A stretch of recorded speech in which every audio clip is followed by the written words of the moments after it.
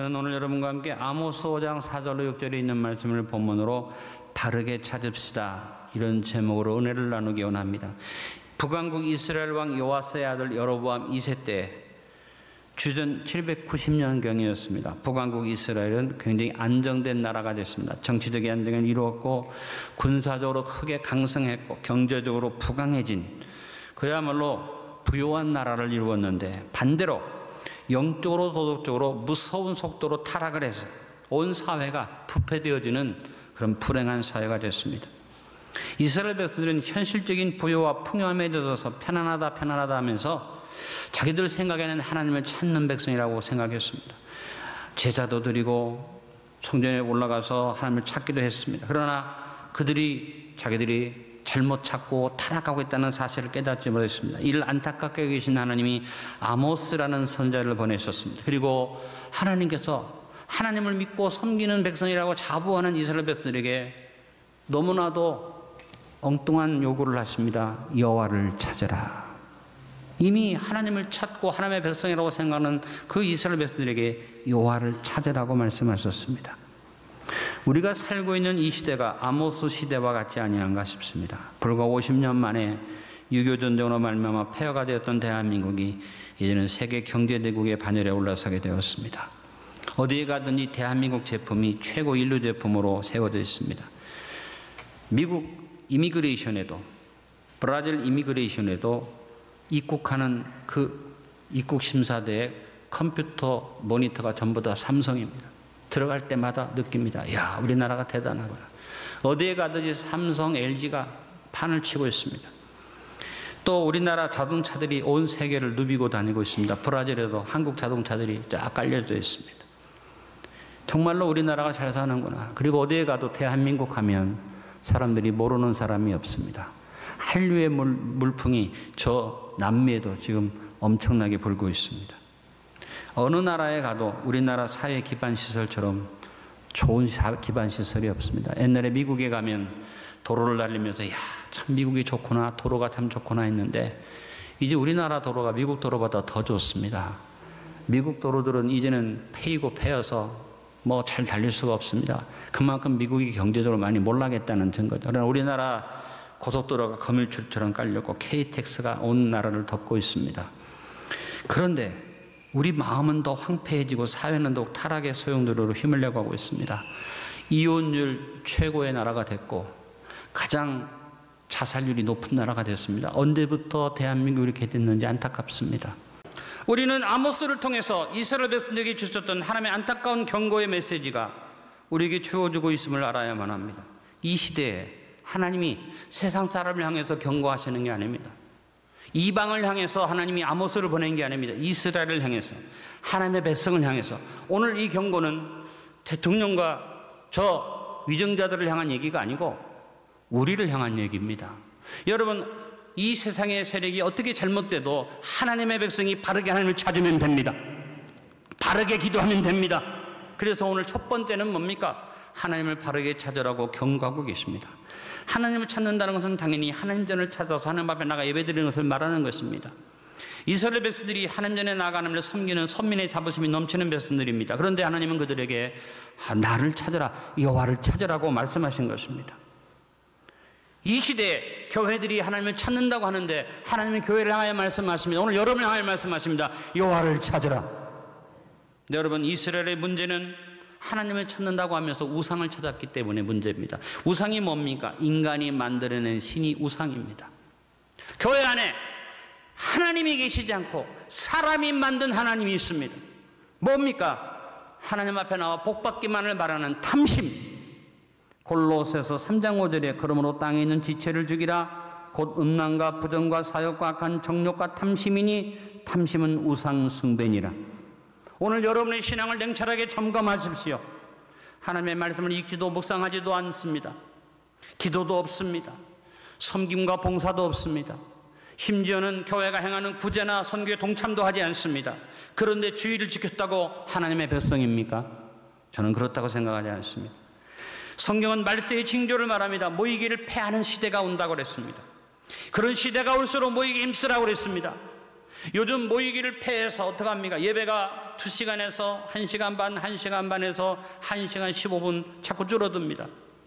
저에게 요구하는 요구 중에 하나가 있습니다. 목사님, 좀 더 예배 시간을 줄이면 안 되겠습니까?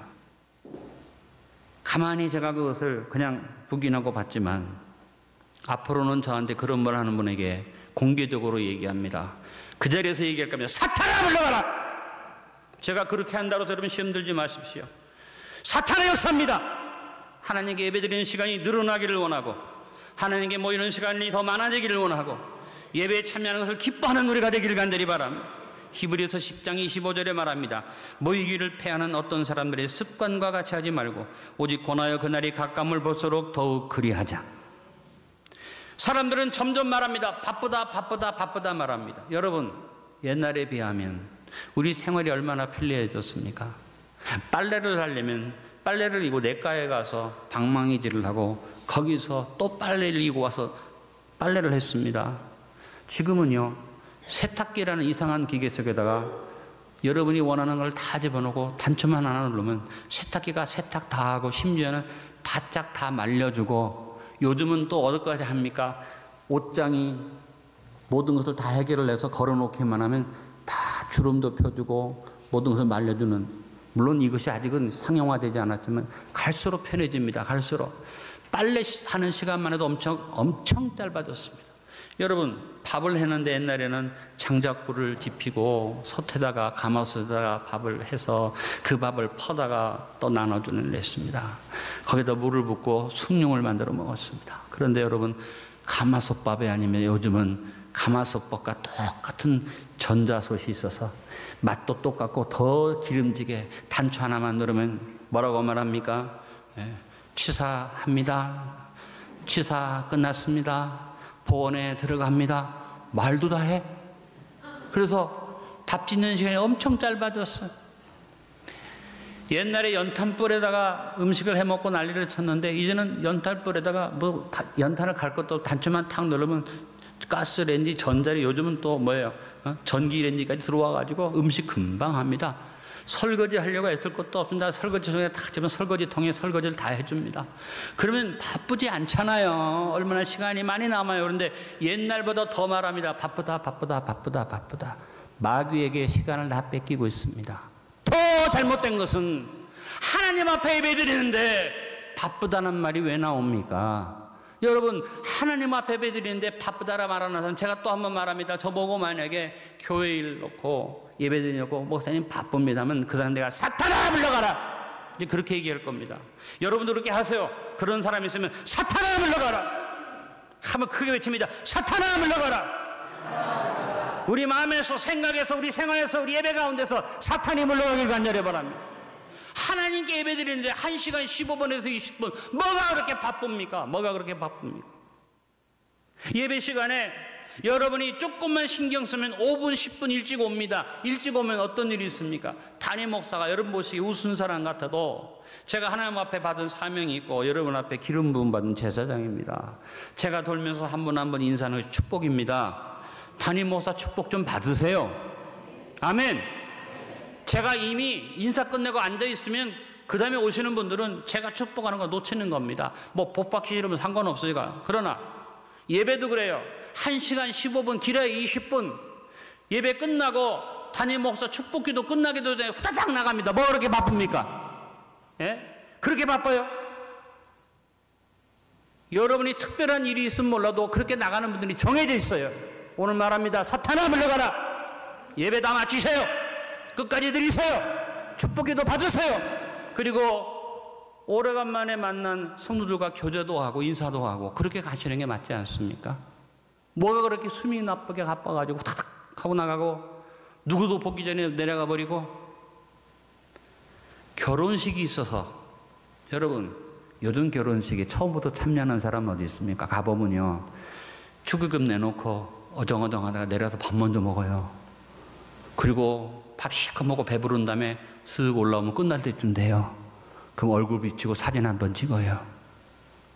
물론 이렇게 하는 분들은 나쁘죠, 그렇게 하면. 근데 그런 분들이 태반이에요. 그런 분들이 예배 시간은 칼같이 지금 큰일 났어, 5분 안에 가야지 탁탁 합니다. 가서 그 짓 한다 그 말이에요. 여러분, 교회에서 예배드리고 가도 늦어서 막판에 가도 혼주 얼굴 보고 축복해주면 됩니다. 세상 일에 바쁘지 말고 예배드리는 시간 지키십시오. 하나님 앞에 예배 시간 지키십시오. 약속을 해요. 주일날 중요한 약속을 하는데 예배가 11시 반에 끝나, 12시 반에 끝나. 그러면 약속을 1시 10분, 15분 해도 되는데 12시 반에 끝나는 예배 시간은 12시 40분에 약속을 해. 그러니까 정신없이 가려고. 여러분 주일날은요 예배 시간을 먼저 챙기시기 바랍니다. 하나님 앞에 먼저 나오시기 바랍니다. 끝까지 예배 드리고 가시기 바랍니다. 그렇지 않은 사람은 잘못된 거예요. 어쩌다 한 번씩 그러는 건 이해하지만 여러분 돌아보세요. 예배 시간에 늦게 오는 분은 항상 늦게 옵니다. 집에서 5분 10분만 일찍 나오면 되는데 그걸 못해. 예배 시간에 먼저 도망가는 사람 정해져 있습니다. 그분들에게 말합니다. 제가 그분들이 기분 나빠도 말합니다. 사탄아 물러가라. 주님 앞에 바로 서십시오. 하나님을 바로 찾으십시오. 바른 믿음을 가지십시오. 하나님 전에 먼저 와서 뜨거운 마음으로 기도하고 이 세상에서 물들었던 더러운 껍질들을 다 벗어버리고 주님 앞에 아름답게 서는 여러분 되시길 간절히 바랍니다. 따라합니다. 하나님 앞에서 바쁘다는 말 하지 않겠습니다. 여러분 하나님이 여러분을 향해서 나를 찾으라는 말씀이 뭔가를 깊이 묵상해 보시고 우상숭배 같은 기복적 신앙에서 벗어납시다. 말씀을 읽고 묵상하는 삶을 생활합시다. 기도의 교제가 풍성하도록 합시다. 하나님 앞에 바쁘다는 말 하지 맙시다. 말씀을 묵상하면서 성도의 교제에 힘쓰시기를 간절히 바랍니다. 그래서 하나님 앞에 나올 때 어떤 것도 걸리는 것이 없이 약속합시다. 저하고 앞으로는 교회 안에 와서 바쁘다는 말 하지 않겠습니다. 따라하면 앞으로는 교회에 와서 바쁘다는 말 하지 않겠습니다. 여러분 세상의 어떤 바쁜 일도 하나님 앞에서는 아무 의미가 없습니다. 하나님께 먼저 예배드리시고 충분히 예배드리시고 정확하게 예배 시간 지키시고 부탁합니다.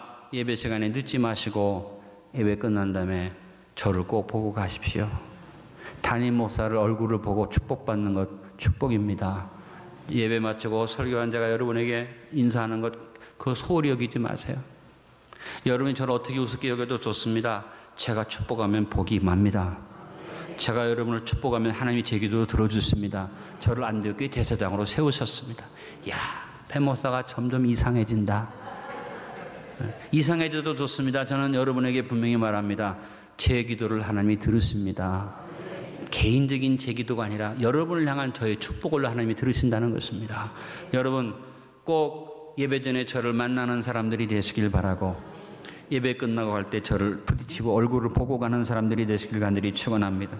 둘째, 나를 찾아내는 경고의 의미를 바로 깨닫도록 합시다. 찾는다는 말은 그냥 찾는 게 아니라 비케시라는 말입니다. 뭐예요? 숙고한다, 고찰한다는 뜻입니다. 깊이 묵상한다는 뜻입니다. 우리가 하나님 전에 나오는 일은 몸만 왔다 그냥 가는 게 아닙니다. 지 기울이 갈 길을 살피고 주님의 뜻을 숙고하고 고찰하고 이해해서 하나님 앞에 내 삶을 어떻게 살아야 할지를 깊이 생각하는 것이 하나님을 찾는 일인 줄로 압니다. 세상에서 다른 사람 만나서 의미 없이 시간 보내다 가는 것처럼 그냥 훅 와서 앉았다가 시간 되기 전에 훅 가는 것이 아니라 와서 깊이 생각하고 말씀을 묵상하고 마음속에 말씀을 받아들이는 일을 하는 것입니다. 에베소서 5장 15절 18절에 말했습니다. 그런즉 너희가 어떻게 행할지를 자세히 주의하여 지혜 없는 자같이 하지 말고 지혜 있는 자같이 하여 세월을 아끼라 때가 악하니라. 그러면 어리석은 자가 되지 말고 오직 주의 뜻이 무엇인가 이해하라. 술 취하지 말라. 이는 방탕한 것이니 오직 성령으로 충만함을 받으라.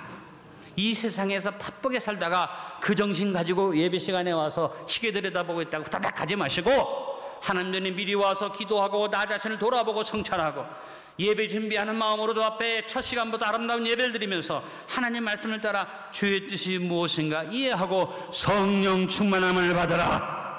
여러분 하나님 말씀에 대해서 비케시하는 묵상의 삶이 여러분 삶 속에 이루어져서 여러분의 삶 자체가 언제나 깊이 묵상하는 삶이 되어지길 바랍니다.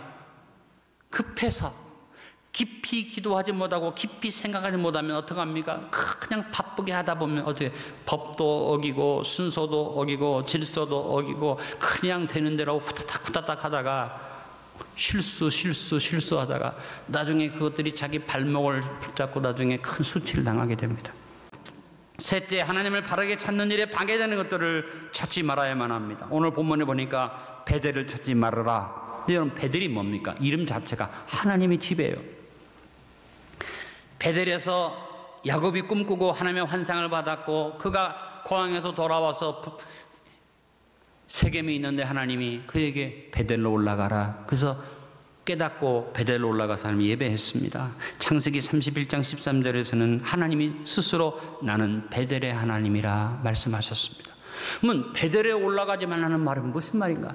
이 베델의 의미는 굉장히 중요해서 그런 의미를 가졌고 하나님의 집과 같은 곳인데 남왕국과 북왕국으로 분열되면서 여로보암이 예루살렘에 사람들이 가면 사람들의 마음이 빼앗길까 봐 하나님의 집이라는 이름을 가진 베델에다가 금송아지를 딱 세워서 하나님의 집을 우상이 있는 곳으로 만들었습니다.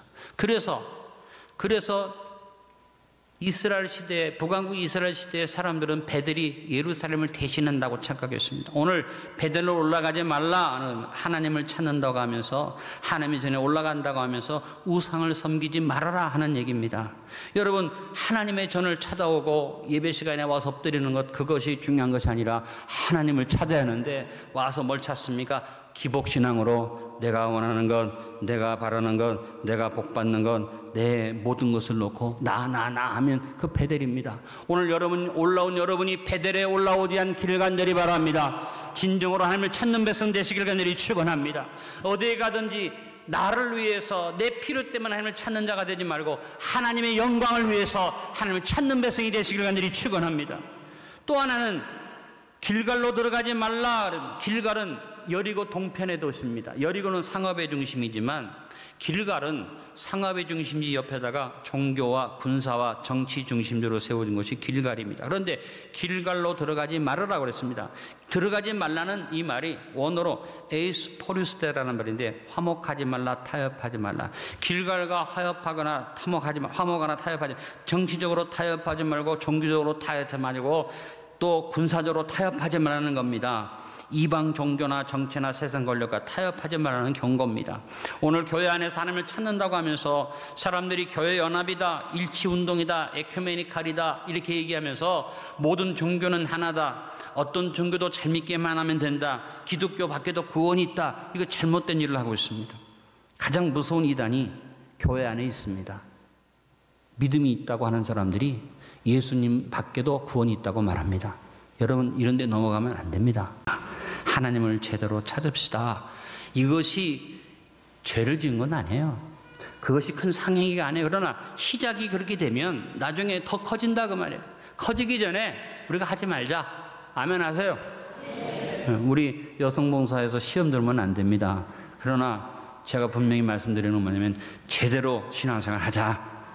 그 다음에 하나님을 찾되 브엘세바로 나가지 말아야만 합니다. 브엘세바는 우물, 샘이라는 뜻을 가지고 지금도 브엘세바에 가면 아브라함의 우물이 있습니다.